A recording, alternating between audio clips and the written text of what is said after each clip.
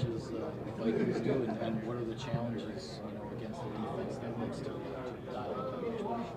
Yeah, no. I haven't really faced a defense like Minnesota, the way they run it. But yeah, I mean, it's something that, you got to have a good plan for it going into it. You got to have a good week of practice, understanding the plan, understand where you want to go when they do bring those blitzes and certain looks, and just go out there on game day and execute. But really, I mean, it's about getting the ball to our playmakers and, letting them, make plays, make people miss, things like that. Just getting it out quick. Just getting out quick. I mean, Really yeah, important. yeah, it is very important. You mentioned getting the ball to your playmakers. Obviously, each play's got the way it's ran schematically on the page. But is there a guy in this offense that, when you got to have it, you want to go to that guy? Yeah, I mean, I think that our main guy in our offense is 3-3. We want to get him the ball as much as we can because, good things happen when he has the ball. In the receiver room, I mean, Christian, Wicks, I mean, those are both guys that, can make people miss, and they got that playmaker ability. Samari, Rome, I mean, everybody. But, I think I'm confident in our receivers and, when we get the ball in the perimeter, get the ball in their hands, that they're going to, go out there, make those guys miss and make plays. Matt was just saying that, there's a lot of work that goes into building that rapport. And we see just snippets of it. We don't see the whole behind the scenes. What's that process like of trying to build that chemistry, especially when it's not coming easy? Yeah, no, it's a process, and we put so much into it. Guys are doing extra things, during the week just to get us ready, so we're all on the same page. We meet as a group and just talk through, looks, things we might see in the game, how we want things ran, what guys need to be looking for, and it's a process. You can meet so much and talk so much and be on the same page, and then you got to make it happen when you get out there on the field when bullets are flying and it's live. So it takes time in this process. Jordan, when you talk about a process, where's the process with Romeo? Because during camp, it looked like you guys were really vibrant, really well, and it's been there sometimes, and then maybe other times it hasn't been. So how do you kind of view that process? Yeah, I mean, me and Romeo, I think, have a great connection. I think what it comes down to, and that's offensively as a whole, is consistency. We just got to be able to find, we make some really good plays, and there's other times where we don't make great plays. And for me and Rome, I mean, we've had a great connection. Score some points off our connection. But like you said, it just comes down to consistency and making it happen all the time. Jordan Harrison Smith was saying this week that Flores is having them do stuff he hasn't seen in his 12 years in the league. Are the pressures they kind of bring different than traditional pressures that other teams bring? Yeah, their system is a lot different than your normal defense, and it's pretty much a unique system that they have. So yeah. How tricky is it to figure out what Harrison is doing out there? He kind of does a little bit of everything for them.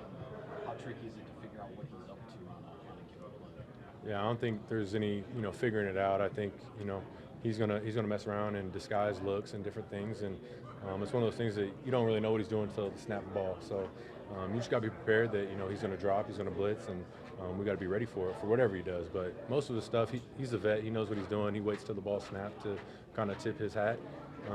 You just kind of got to play off what he does. Do you notice the practice plan? You said you had never gone against a blitz like that. The practice plan this week against a scout, is it way different than you've seen in that regard? They're trying to show it to you already, like as much as you possibly can in these couple days? It's different, but it's all things we do. But like I said, when you're playing the defense that does a lot of different things, you kind of have to change a little bit what you do. You want to stay in your system, but I mean, there's just non-normal looks that we haven't seen that we're seeing this week that we just got to have a plan for, and I think we do have a good plan. You mentioned how 33 is the main guy in your offense. You've had one game healthy. You came in thinking you were going to have an all-pro at left tackle. You got a 7th-round second-year player instead. Christian misses 3 games, injured at the end. Has there been a point for you where you kind of looked around at the way that things were supposed to go, and the way things have actually gone for you? It's not right. It's not the same. Mm-hmm. I mean, you can never predict what's going to happen during the season. You have your guys, and you go through this whole process of practicing every day and putting in the work, and then like I said, injuries happen, uncontrollables that there's nothing you can do about happen, and it's all about how you respond, how you bounce back, how you grow, how other guys step. I talk about all the time how guys step up, but you know, it's football. It's never perfect. It's never, like you say, you can't really go into it with expectations that you know everybody's going to stay healthy. You want everybody to, but things happen. It's a very physical game. But I think guys, you know, just have to continue to step up when opportunities present themselves. I think guys have done a good job of that. How do you deal with that? You know that not everything's going to be perfect, but it's hard to predict that it's going to be this kind of shaky. How do you deal with that internally? I mean, you just got to keep going. You know, adversity hits all the time, and you know, and every year I play football, there's some type of adversity. It's always different. You can never know what it's going to be, when it's going to hit, but it's all about just keep going, keep your head down, keep working, and just. I mean, as a team, it's all about staying together. Obviously, it's not what we've expected so far, not what we kind of had a plan for. But it is what it is. We're here now. What are we going to do from it going forward? Jordan, how much work have you guys put in, additional work on just the opening script, trying to get that better? Yeah, I mean, that's obviously a focus, with the slow starts we've had. But, the opening script, Matt does a good job, I think, coming up with plays that, we feel good about, we feel confident, we feel are going to work. And then it's tough. Like we say, you got to kind of figure out what the defense's their game plan is for that week and what plays are going to be, good versus that. But, for us, just starting fast, I think, like I said, that consistency in the execution, we just have to do a better job of starting fast, and then obviously just making plays early on. Get guys going, kind of get that juice flowing is just by make plays. You're probably sick of hearing about the slow starts, but going back home and if you go up and put up 14 points in the first quarter, like how good, to kind of get that monkey off your back. You think it might take that one time just to, then it'll kind of snowball and get things going a lot quicker around the game? Yeah, I mean, that's that game momentum right there. Once you, start rolling fast, put up some points, make some plays, the momentum's going to start going. And I think as an offense, as a team, we've been good in the second half in games so far. But like I said, once we start fast, make some plays early on, get some points up, like I said, you'll get that monkey off your back, but it's just that momentum. We'll have a great feel for it. I think we'll be able to build off that. How can a team learn accountability, especially from you as a quarterback? How much of it has to stem from you? Yeah, I mean, we're all professionals. We all got to hold ourselves accountable. We hold each other as teammates accountable, and our coaches hold us accountable. But, after every game, I think everyone's really critical of, our performance, how we do, and we watch it as a team. There's no hiding from it. We're going to sit there as a team and talk about what we did wrong, talk about what we did good, and you're going to sit there in front of everybody and know exactly what you did wrong, what you did good. So that right there in itself is, I think, really cool. Something Matt does a really good job of, just getting in front of the team and holding each other accountable. He holds himself accountable. Me as a quarterback, I hold myself accountable for mistakes, things like that. But we're all pros. We all got to be critical of our performance and go forward. Watching the whole game with the whole team, is that not common?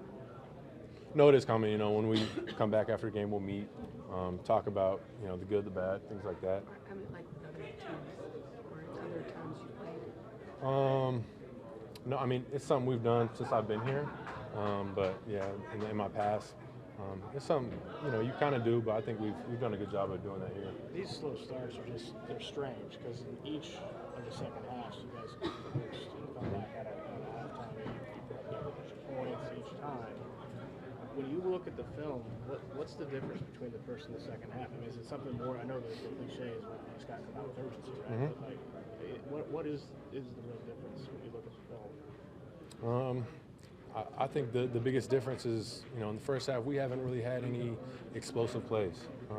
We talk about as offense, we kind of get the bare minimum on plays, and we have good plays here and there, and then it's just not consistent enough. But we're just looking for that spark. Somebody go out there and make a play. I think that's what we've been missing so far in the first half. We do good. We can move the ball, get into field goal range, things like that. But we just need that spark. Somebody that's going to go out there and make a play. And I think in this game, in the second half, we did that. We started doing it. Obviously, the touchdown to Rome, that's a great catch by him, going out there and just being a guy making a play, So I think once we get that going, that's going to be that spark we need. Life as a starter obviously is different, so reappreciating being at home, it's been a month. I mean, does it make you more appreciated now that you haven't had it? I know because you didn't have it, then you had it, but now you have it. No, it's definitely something that we're looking forward to this week. Is just getting back at home, getting back in Lambeau, having our crowd behind us, which away games is tough. You're playing with new stadium you haven't played in, and you got the whole crowd against you, kind of. But we got to find a way to go out there, and no matter where we're home, we're away, just go out there and win. There were 2 plays. Go ahead. No, you were talking about it. Sorry, you were talking about accountability before. I'm not sure how to ask this other than to just ask it. Like one play, you maybe miss a throw or you don't see a guy, right? And then another play, you may do exactly what you're supposed to do, but one of the guys runs the wrong route. You guys, you don't want to talk about growing pains. You guys want to win and be productive. How difficult is it as a first-year starter and with a bunch of young guys around you to kind of negotiate this path that you guys are on, where there's this many kind of moments where if it's not one guy, it's another guy? No, it is very tough, and I think that's the frustrating part for everybody on our offense is, here and there will be somebody else, and we just that's where we got to get back to finding that consistency, having that focus, and just going out there and executing. Everybody, it takes everybody. Everybody's got to do their 1/11th and do their job, and do it at a high level, so we don't have these little mistakes that lead to bigger mistakes that lead us not having any points. That it just kind of snowballs, and once we find that consistency of execution, we'll be good. But we haven't had it so far. Do you get the sense that you and Matt, when you guys talk, are kind of, I don't want to say searching, but trying to find stuff that works for you that the guys can, whether it's you don't want to add in too much motion that might throw things. Like, do you guys feel like you're kind of just searching for the right approach in terms of play calling and what you're running to make it work for everybody? Yeah, I think, as an offense, you're always searching for the best play, put your playmakers in the best situation. And I think, when it's not going right, you lose some games. I think, those things get elevated. You start looking a little bit more. And I think that's the biggest thing is we just got to stay true to who we are. Stay true to our system, stay true to what we're doing, and have confidence and believe. But those things do happen. You got to keep searching for why we're starting slow, why we're not putting up as many points, why we're not finishing off games the way we want to. But that's where it comes to everybody's got to do their job and dig deep and just find ways to get better. I want to ask about 2 plays where it didn't feel like you were trying to execute out of the playbook or wondering where your young receiver was. It was just the game was yours. First was the touchdown where it bounced off of Rome's hands into Jay. And it's the fact that torque you made with your body to the right, to throw the side out. That must have felt good. Or I remember watching you do no-look passes in practice. But talk about that pass, and that's maybe just something that happens naturally. You say there's other ways to deliver the ball. Yeah, in that moment, that's a play that we've had practice, and you got a DN right in your face, and you got to find a way to get the ball to Rome behind him, and I kind of just pumped him and got him in the air, and was able to throw it underneath his arms to Rome. I wish being critical myself, I wish the ball placement was right on his chest where it was able to go through his hands. He's got to be, obviously, he'd want to have that ball back where he can catch it and finish it. But that's one of the craziest plays of my career. The ball luckily bounced right to Jay Reed, and he was able to make a play right there. But, it's playmakers making plays, It's not perfect. It's not always how you draw it up. But when the ball comes to you, what are you going to do? You're going to make a play. And, that was a big-time play by Jay Reed in that situation to, give us the lead in the game. But, yeah. Here's the other one. 2 more. Last week, Matt said, there's instances where like Musgrave, when he runs around, he's at 100%. He needs to just dial it back a little bit, get into the rhythm of the play, catch the ball, then turn it right after. And that must be something that you have to struggle with your timing as the quarterback. But there's this play where you hit A.J. Dillon short right up in field. That's one of those ones you set. You were relaxed. It felt like, man, he could see the whole field. Nice dump over the middle. Ends up being one of your biggest plays of the day. Do you feel those are coming on more and more? Yeah, and that's what I talked about last week is just, find those plays, understand and when to, try and force the ball and take those shots downfield and when to reel it back and find the check downs and let them, go make plays. And that's exactly what A.J. did right there. Yeah, like I said, with the Luke, comment you made, that's just everybody trying to have a better understanding of the game, where the zones are, and that's one of those things that it takes time. That's experience right there, and you got to kind of go through it, see that on film, and then you can grow as a player, and that's everybody. We're always trying to push for that, for me to understand where routes are in holes in the zones and where to put the ball, and for receivers to understand where to slow down and maybe sit in holes and things like that. Understand if it's man versus zone. So those are all the little nuances of the offense that it takes time. You got to have reps and banked reps, and you got to make mistakes. Yeah, you got to make mistakes a couple times to be able to learn from that. And that's where we're continuing to grow as an offense, and we're going to keep taking those strides. And I think we're just going to keep growing and getting better in those areas. What was your takeaway from rewatching the last play? Mm-hmm. What was your takeaway? Yeah, my takeaway is, I got to be better in that situation. It's 3rd and 20. Just understanding the situation of the game. We're down where we just need a field goal. It's 3rd and 20. You take a shot to try and get it all back, or you find a check down, get a chunk back, and go for it on 4th down. It's a 4th and manageable, and you got to go for it right there and get that first. But I had looking back on it, I had Romeo on an out route to the right. I wish I would have just taken that right now. The way the safety kind of played over it, I thought we still would have a chance.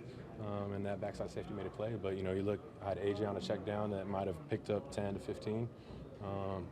But that's where I got to grow and be better as a player in those critical situations. And as a quarterback in those situations, you got to be perfect. You got to find those ways to go win the game, and you can't make critical mistakes. So. Was there any talk that the check down would have set up a long field goal? Was there a target number you were trying to get for unders, or was it always go for it on 4th? Yeah, no, we talked before the game that I think having him kick it from the 50-yard line, I think he made a couple of warm-ups, so that was kind of the target area. And like you say, you can sit back and look at it and say maybe this check down might get 10, might get 15. Who knows? But that's the area, like I said, where I got to grow, be better in those situations, and know exactly what I need to be doing with the ball, where I need to be going with it, and what situation we're in and how we're going to win the game. So I got to grow as a quarterback in that position and put us in a chance to win the game.